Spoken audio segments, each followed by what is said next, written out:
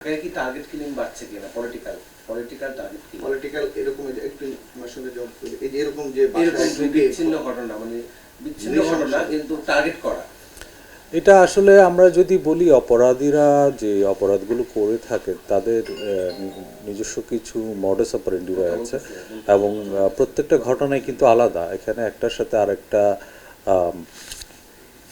মিলিয়ে নেওয়া বা একসাথে মিল রাখার কোনো সুযোগ নেই। প্রত্যেকটা ঘটনাই আলাদা। আমরা যে কয়টা ঘটনা গত 15-12 মাস থেকে দেখছি, এখানে প্রত্যেকটা ঘটনা কিন্তু আলাদা এবং যারাই ঘটনা ঘটাচ্ছে না কেন আমরা দু একটা ব্যতিক্রম ছাড়া সবাইকে কিন্তু আইনের আওতায় নিয়ে আসতে সক্ষম হয়েছে। তো আশা করি এই যে ঘটনাগুলো রয়েছে এই ঘটনাগুলোর ক্ষেত্রে তার ব্যতিক্রম হবে না। আমরা তাদেরকে আইনের আওতায় নিয়ে আসতে পারবো এবং ঘটনার প্রকৃত রহস্য আপনাদের সামনে উদ্ঘাটন করতে সক্ষম। তাদেরকে চিহ্নিত করা গেছে কিনা আমরা যেটা চেষ্টা করছি যে ঘটনাস্থলে সিসিটিভি ফুটেজ আমরা সংগ্রহ করেছি, ইতিমধ্যে সেগুলো বিশ্লেষণ করা হয়েছে। আমরা তাদেরকে শনাক্ত করে আইনের আওতায় নিয়ে আসার জন্য কাজ করছি। যদি এটার অগ্রগতি থাকে আপনাদেরকে আমরা যথাসম্ভব হইতে পারি। আমার সবশেষ একটা প্রশ্ন আছে, যে চাঞ্চল্যকর হত্যাগুলো হচ্ছে এবং যে মোসাদ্দেক হত্যা, হাজি হত্যা সবকিছু মিলে আমরা রাজধানীবাসীর সঙ্গে কথা বলেছি, সবাই খুব আতঙ্কগ্রস্ত। অর্থাৎ আইন প্রশাসনের প্রতি কিন্তু তারা আঙ্গুল তুলছে যে আসলে প্রশাসনের দুর্বলতা বা ব্যর্থতার জন্য চাঞ্চল্যকর আতঙ্ক।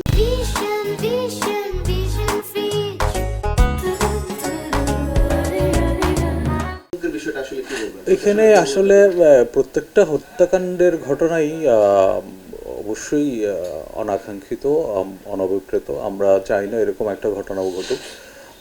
যেহেতু ঢাকা মহানগরীতে আপনারা জানেন যে জাতিসংঘের একটা জরিপ অনুযায়ী প্রায় 3.5 কোটির উপরে জনসংখ্যা এবং ঢাকা মহানগরীর জনসংখ্যা আর্থসামাজিক প্রেক্ষাপট সব কিছু তুলনা করলে গত এক বছরে 18-19টা অ্যাভারেজ খুন সংক্রান্ত অপরাধ ঘটে থাকে।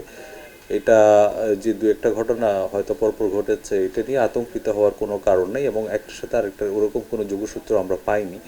অতএব এই যে অপরাধগুলো ঘটছে আমরা কত তাড়াতাড়ি অপরাধীদেরকে আইনের আওতায় নিয়ে আসতে পারছি সেটা হলো মুখ্য বিষয়। আমরা যে আমাদের তৎপরতার কারণে বেশ কিছু অপরাধ কিন্তু বন্ধও আছে। তো সার্বিকভাবে যদি আমরা বলতে চাই তাহলে আইনশৃঙ্খলা পরিস্থিতি বর্তমানে স্থিতিশীল আছে এবং আশা করি এটা আরও দিন দিন উন্নতি হবে। ধন্যবাদ।